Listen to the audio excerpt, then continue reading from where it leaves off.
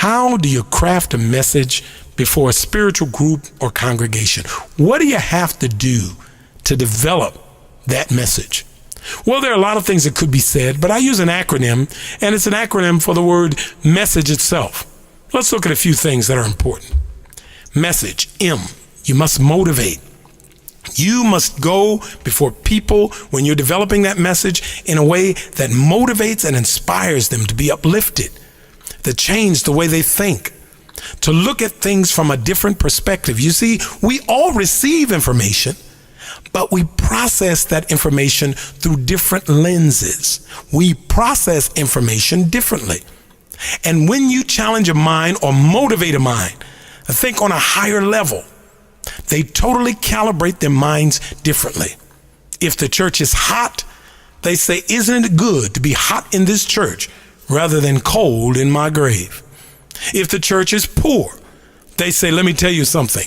The disciples never, ever became millionaires, but they turned the world upside down. When you motivate people to see that they must think on a higher level from a spiritual perspective, then you have crafted a message that will change their life.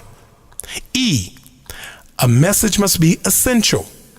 You've got to look around and see what things are pertinent and essential in the life of your listeners. And those are things that you must address. The reality is that one minister who had just finished seminary came into the pulpit after getting his degree in divinity, and he talked about all of the great philosophers. He talked about all the things that those philosophers expound upon. And one of the old mothers of the church, after she came up after his message, said, son, that was a mighty good message. You talked about Tillich and you talked about all of these philosophers, but do you know anything about what Paul said? You know anything about what Jesus said? You see, if the message is not essential, down to earth, where people can in bite-sized chunks ingest it and use it, it may be lofty and impressive, but it doesn't meet a central need. First, M, you must motivate. But E, the message must be essential. The third letter, S, is it soul satisfying? Does the message really touch a person in a way that comforts the soul? Sometimes when I listen to the sermons of the Reverend Dr. Martin Luther King, I hear what he's saying. It's soul satisfying because he talks about, even in his last messages, about his own death. And he says, like anybody, I'd like to live a long life. Longevity has its place. But then he begins to address, but mine eyes have seen the glory of the coming of the Lord. We as a people will get to the promised land. He beats the people into a frenzy because their souls begin to be inspired.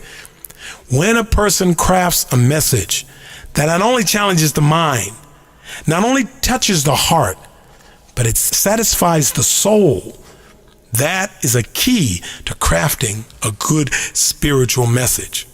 What is the other S? The message can be effective, but remember to keep it short. There's the old KISS method. Keep it simple, stupid. Well, we don't necessarily have to keep it simple, but we want to be mindful of our time. The average human mind can only take in so much information, and it begins then to wonder. A message that is short and to the point will have profound effect. A, always challenging. Always challenging the listener to know that as a result of hearing this message, how should your life be affected? How can it change? Always, always challenging the listener to take their life to a whole new level. G, is it good food for thought? Are there nuggets of wisdom that the audience will hear and take home and say many, many years from now?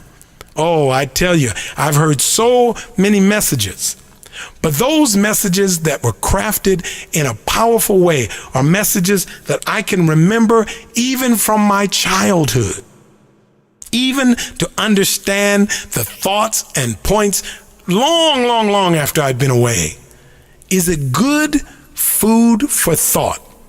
Just like physical food is good nourishment for the body, a message that is crafted well in the spiritual context will be food that can be ingested and that an individual will remember all the days of their life. One of the things that I've always wrestled with, because I came up poor, was I wrestled with the reality that none of my parents had formal education.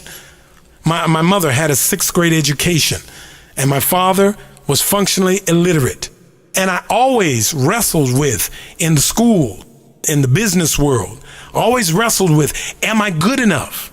Could I really do that? But guess what? I remember messages in the church, food for thought, about how David was a shepherd boy, by how he was the youngest of Jesse's sons, by how he didn't look like a king and nobody thought he would ever lead Israel. But David was a man after God's own heart. I remember messages about David going up against Goliath. Goliath was over 9 feet tall. He was looked upon as a giant. But how David came up against Goliath and how, with the power of God, he overcame those obstacles. All of those messages had food for thought that stayed with me all the days of my life. And then little vignettes that the ministers would give. Don't ever allow other people's opinion of you to become your reality. Everything I've ever done in life, that little vignette has been something that has always been in my mind. That's your opinion. I'm not going to make it my reality. Those who think that I can't do something have every right to think that way. But I am going to say, with God's help, I can do all things through Christ, which strengthens me. And when I make it to the goals that other people are laughing at me about, it's not a church saying, but it's one I've adopted as well. It's from Kool Moe Dee. I want to be able to say, how you like me now? The reality is, good food for thought will always rest in the soul and inspire you to great things. But then the last thing, M, motivate. E, is it essential? S, is it soul satisfying? S, keep it short. A, is it always challenging? G, is it good food for thought? But then E, what significance will it have in eternity? A spiritual message is not only concerned with the right now, but it's concerned within eternity. Is it right? Is it just? Is it pleasing before God? You see, in life, all of us have a choice.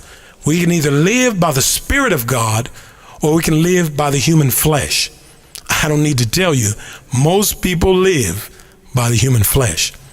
But God says, can you craft your life in a way spiritually that will have eternal significance?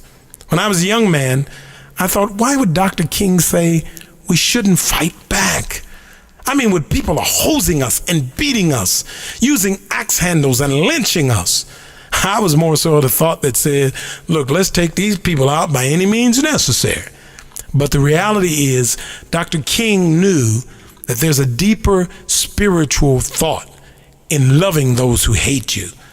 He understood that nonviolent resistance has a deep spiritual and eternal effect on those to whom you apply it to. He understood that in the end, we had to learn to live together as brothers or die together as fools. And his thoughts and the thoughts of many, many spiritual messages are to think about the long-term effects of what you're doing and think about its eternal significance. Those who deliver spiritual messages should always say, I want this message not only to last today and tomorrow, but I want it to last throughout eternity.